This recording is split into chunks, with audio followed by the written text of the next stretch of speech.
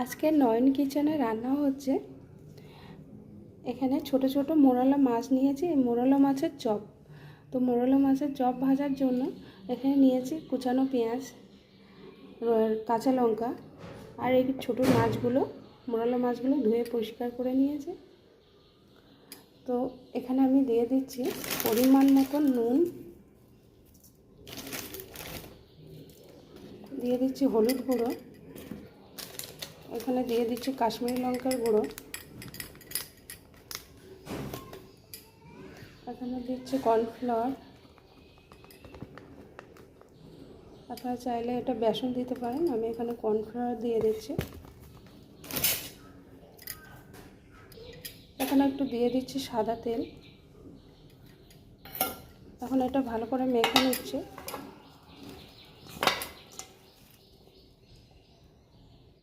তো এখানে একটা মাখা হয়ে গেছে, এরকমভাবে মেখে নিতে হবে। এখানে ফ্রাই প্যানে সাদা তেল দিয়েছি, সাদা তেলটা গরম হয়ে গেছে। তো এখানে আমি ভাজার জন্য ছেড়ে দিচ্ছি ছোট ছোট করে, এরকমভাবে।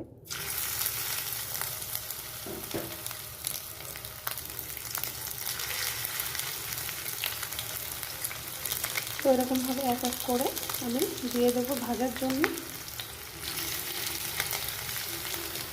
তো আমি এক এক করে দিয়ে দিয়েছি কড়াইতে।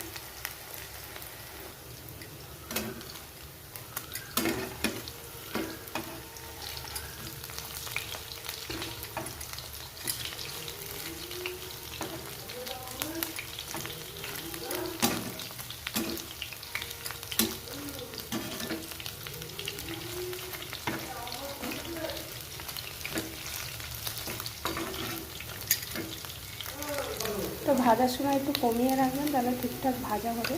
তো ভাজাটা দেখুন ঠিকঠাক হয়ে গেছে মাছের চপগুলো। তো এখন তেল ঝরানোর জন্য সাইড করে রেখে দিয়েছি, নামিয়ে নেব। তো ছোটো মাছের চপ ভাজা হয়ে গেছে, দেখুন এরকম হবে ভাজাগুলো। দেখতে ভালো লাগে আর খেতেও কিন্তু দারুণ লাগে। পাতলা মুসুরের ডাল আর তার সঙ্গে গন্ধরাজ লেবু আর ছোটো মাছের চপ।